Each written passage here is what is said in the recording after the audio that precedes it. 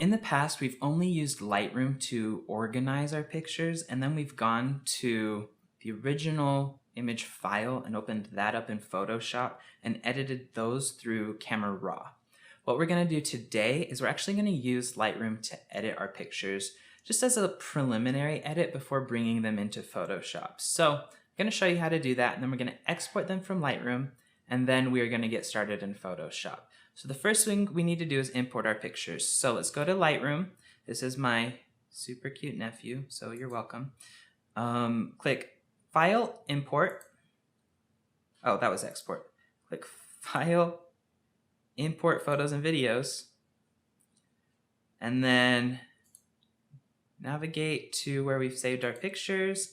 I've saved a file of just the images we did in that second pose of Andrew, because that's the main component of this whole composite. So we'll make sure Add is selected because I've saved them in the folder I already want them in. And we'll click Import, bring those into Lightroom. First thing we'll do is what we normally do, which is we'll go through and filter out the pictures that we don't want to use. Then we'll go back through and select the ones that we do want to use, and then we'll make some adjustments on those and then start editing. So let's just go through here. Remember, P is pick and X is reject. So I'll just use those. I'll mostly just reject images right now that are the wrong exposure or blurry or the framing's wrong or something obviously wrong with them. And then I'll go back through and choose out of the good images which ones will actually work for the picture. So these first ones were me just kind of setting up the camera.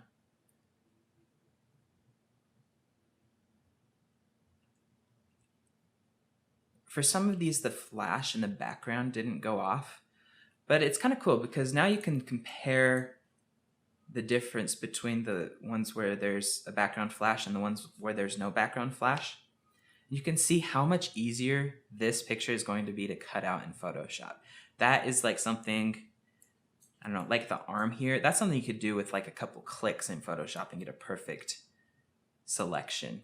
Here, it might be a little more difficult because the background is a little darker. Honestly, this would still be pretty easy, but you get the idea, and that's why it's important to, with this kind of picture, have a background flash to make it super easy to cut out. You can see on the hair, that's going to make a huge difference between this and this to cut out because these are pretty similar, and it's definitely doable, but it would take a lot more time to do.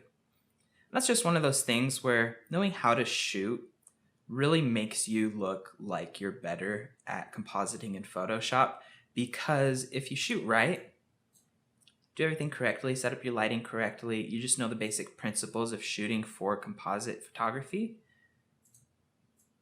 you'll know what to do. So like adding this little flash to just the backdrop, right? So I have a flash right here, I pointed it back to this white wall, and now this is going to be extremely easy to cut out, which is great. So I'm going to look like a pro, and it's just because I knew a little trick. If we had to cut out our subject from like something super complex, like, I don't know, like just a street background or like a tree or something, it would be so hard to get this hair. Like you'd probably just have to brush in hair and fake it that way, which can get good results, but it takes a lot more time and you have to know a lot more about what you're doing. So just understanding the basics of composite photography when you're shooting makes a world of difference when you go into the edit.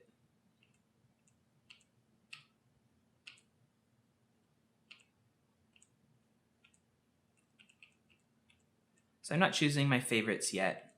I'm just quickly going through all of these and rejecting the images that aren't good images, that mostly it's the exposure that I'm looking at, or the ones where the flash just didn't go off in the background. It's cool because like pictures like this, so my assistant was Ford that day. He was flipping up Andrew's hair so that we could get this cool like floating effect. We're not too worried about the hair down here because for this image we're going to use one image of the face and the hair coming over his face here, and then a different image for the hair in the back to make it look like it's more like floating, I guess. But you can see here, Ford is like inches away from his face, but we still see his face in here. There's a little bit of shadow from his hand. If you compare it to like these pictures, you can see right in here,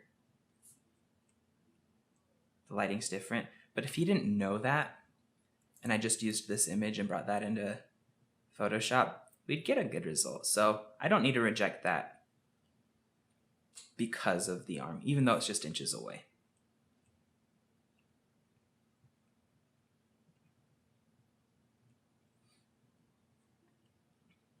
That one, there's really no coming back from.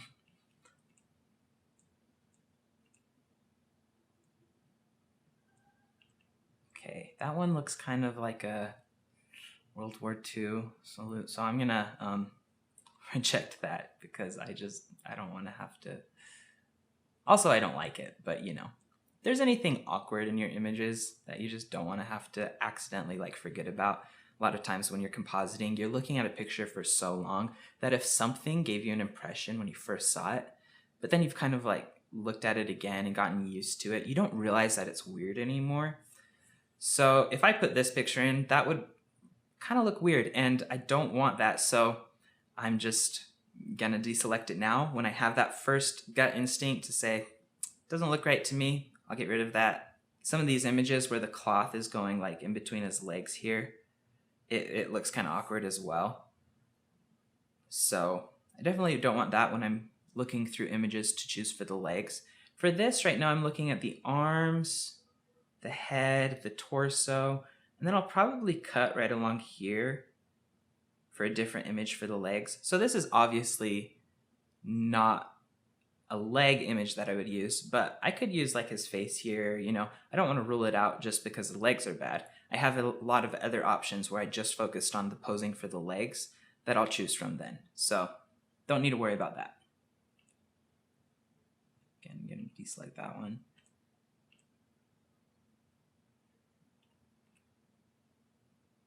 Okay, so you can see here we got some pictures just focused on the legs.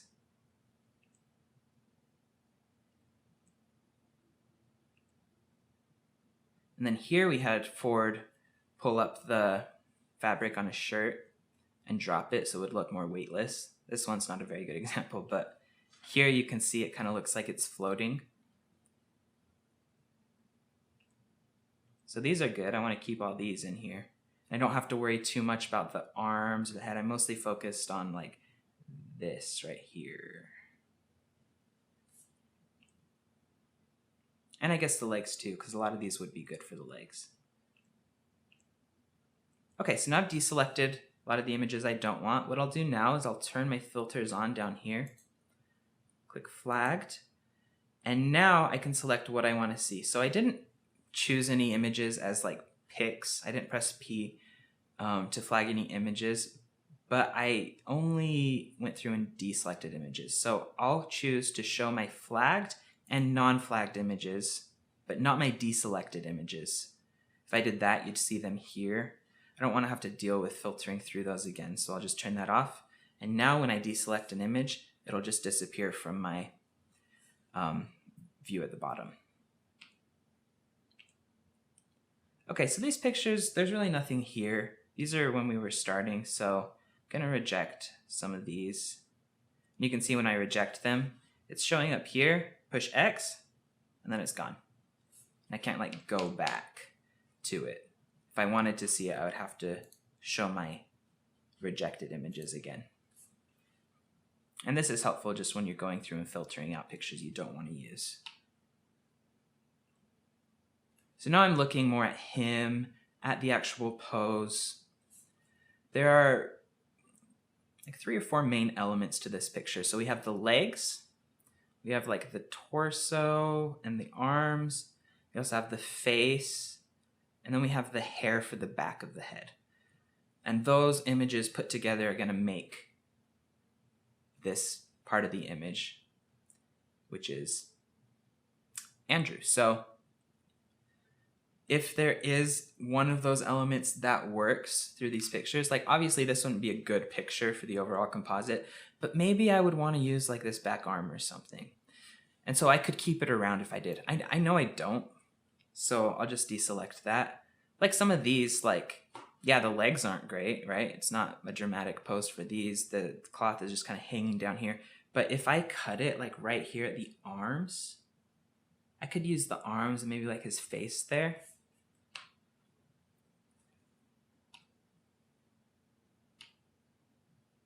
And I like this pose a little more. It's like more dynamic.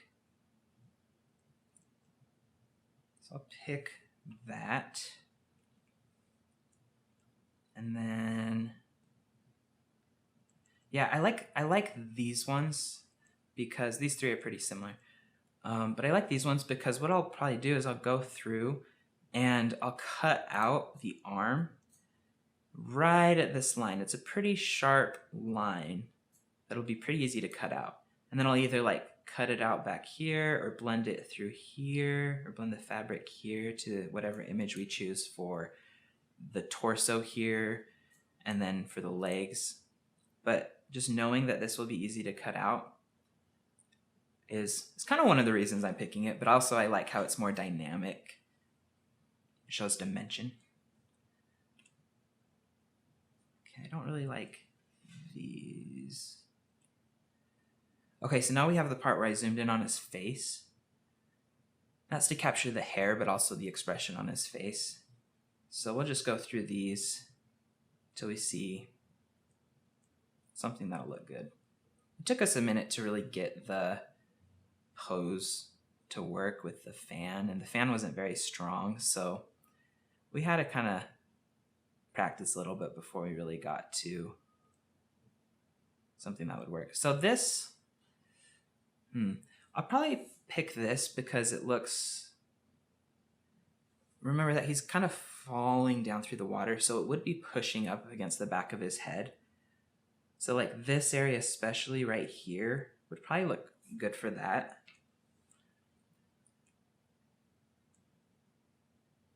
And here, this like has some good elements that I can pull out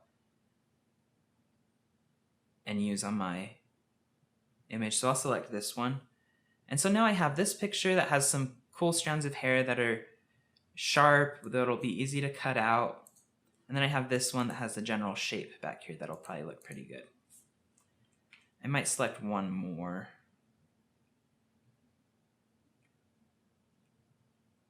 I don't know.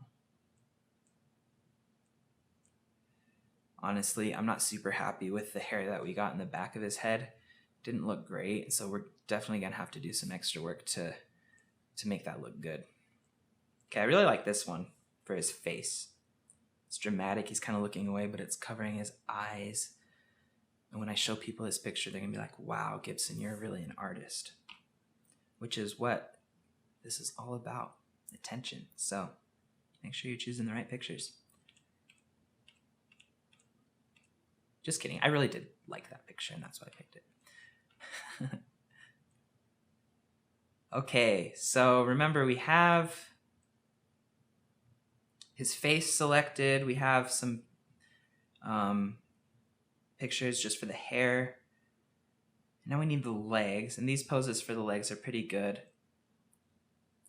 Here what we had Ford do is he was picking up the fabric here and dropping it so it would look weightless, kind of like it's floating. And some of these looked really good. This one is my favorite. And this is great because it'll work for the legs pose as well.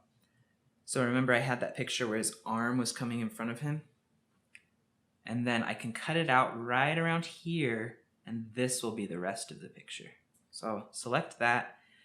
And because his shoe is covered here, I'm gonna need to select one more image. So this one right before it, his shoe isn't covered, but it's essentially the exact same pose. So I'll be able to cut this out and put it over here because Ford was trying to step back after he had dropped the fabric here. So I'll select this one as well. And good, now let me see. So now I'll just show the selected images down here. I'll go through, make sure these are good. So we have his arms and chest here. We have his, let's see, the hair for the back of the head, some elements we can take out here. We have his face.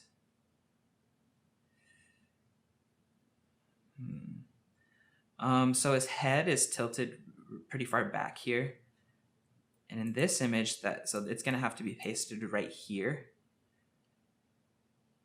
And you can see how where this line of his like chin and neck meets the arm. It's going to be hard to paint that out to make it match this pose. So it needs to look like he's just tilting his head back. So I'm going to go back here. I had like these, I had these 3 pictures that I liked. So this is the one we had picked.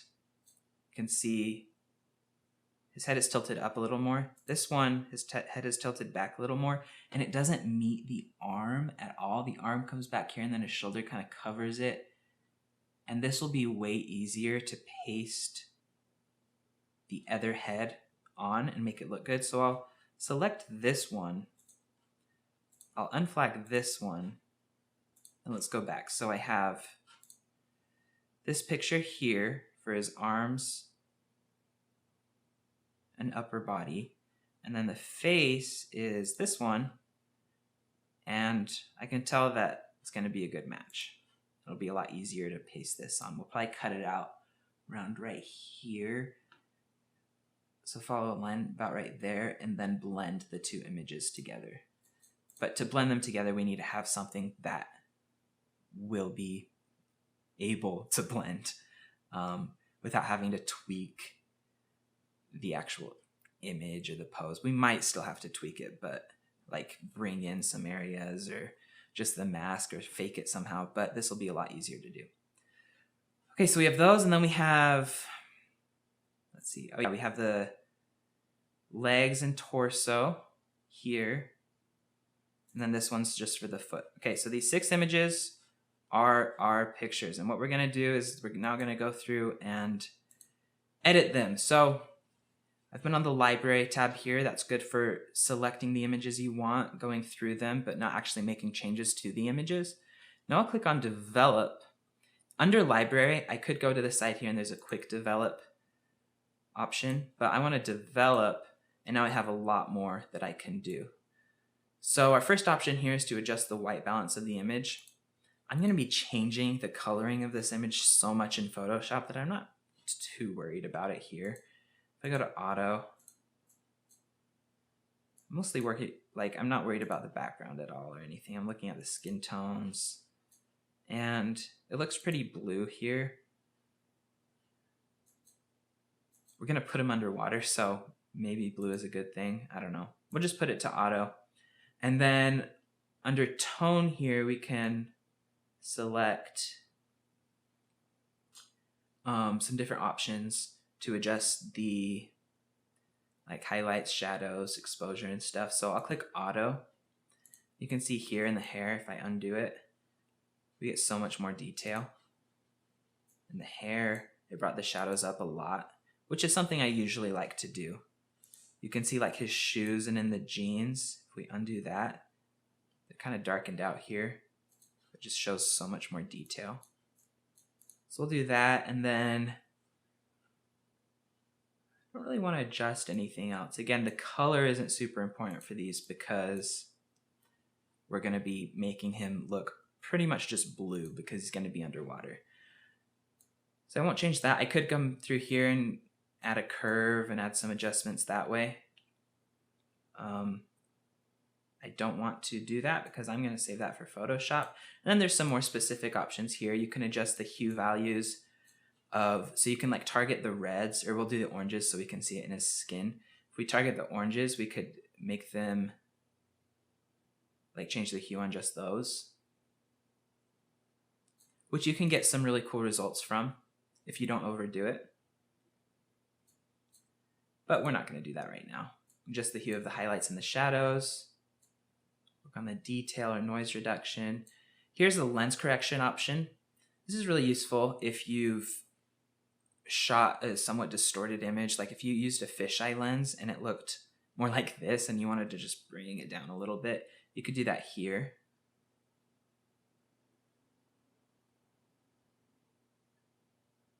A lot of people will use this option to make people look more thin. If it's like a portrait and their face is here, they'll like bring it down and then it kind of squishes everything in. That's a really cheap way to make someone look more thin. And it would just be easier to have an honest conversation with them about healthy body image. Or you could use a lot more specific options in Photoshop. So yeah, it's really obvious when people have done that, especially if you know about this feature. You can spot it so easily and it just looks cheap. Not good. Okay. Oh yeah, under here, so we have the white balance, tone, and presence. Presence deals with the contrast of the colors and the sharpness of the image. So if we look at clarity, I'll zoom in here, and if we brought the clarity down, it looks like this. It's kind of like tried to like make it a little more smooth, so it's a lot less sharp. And then if we bring it up, it looks more like a sports magazine type of picture. You don't want to go too extreme with either of those options because again, it'll look cheap. A lot of new photographers have this complex where they feel they need to just let people know that they edited their picture. So they'll do something like this and be like, see, look, I took this picture, but I used Lightroom and I edited it. Can't you tell? And it's like, it looks terrible. It's not like artistic. It doesn't look good, but you can definitely tell they did something to it. And so you post that on Facebook and people are like, wow, look at your photography. You really did something to it. And in reality, it just looks bad. It's better to have good photography that looks effortless, you know, a final composite that just looks like a good picture that tells a story or has a message or, you know, is art, that rather than just doing something so you can prove that you did something. I'm not like trying to call out people, but it's probably subconscious. You know, you just think, oh, wow, look, I did this tweak, but it really makes it look different and original. But everyone does that same thing when they go into Lightroom for the first time. So it doesn't look different and it doesn't look original. If you bring the clarity down, it looks some like 80s wedding reception type of picture. Which again, if that's what you're going for, go for it. But I'm going to leave it where it is. I'm going to leave everything where it is. And then you can see down here, I have this icon. It says photo has develop adjustments. So I'm going to right click on this, go to develop settings, click copy settings. I can choose what settings I want. I just have them all selected. Choose copy, and then I can select the rest of the images. So if you hold down shift, it's like if I have them deselected, I select this one, hold down shift, and then click on the last image I want. It'll select everything in the middle. If you click control, it'll just select one at a time, but add them to your selection. So I'm selecting all the images that I haven't already adjusted. I'll right click, go to develop settings, and click paste settings. And now these all have the same settings on them. Because I didn't make changes to my camera, they all now look the same. Great. Now what I'll do is I'll select them all, click File, Export, and now we have our export options. There is another thing you could do. If I right click on a picture in here, I could do Edit In and select Edit in Adobe Photoshop. That would create a dynamic link between this image and my Photoshop image. And then if I came back in here and wanted to make new adjustments, those would show up in my Photoshop version. But it can slow down your computer a lot when you use Adobe Dynamic Links. And I don't want to make any other adjustments. I don't want to have to deal with that, because if I like cut out stuff and then, I don't know, it would just show up here. And I don't want it to show up here. I want this to be my raw image that I've tweaked a little bit. But then if I like went into Photoshop, made a bunch of changes, and then I was like, you know what, I need to change something in Lightroom, I just come back to here and re-export this picture. So I'll select them all, click File, Export. This will export them as new files, so brand new images that will open in Photoshop. So you can choose where to export. So I'll choose same folder as original folder, or as original photo. And then I'll select put in subfolder. I've named this Andrew Lightroom Exports. And now I'll choose the file naming. So if I choose a custom name and then sequence, what it'll do is I'll add the custom name, and then it'll start with 1. Since there's 6 pictures, they'll be called Andrew 1, Andrew 2, Andrew 3, 4, 5, 6. And that's how I want them. I don't need to get more specific than that because there's only 6 pictures. Save them as PSD documents, and then don't resize or change anything else. We'll click Export. And now we're ready to open up these brand new files into Photoshop.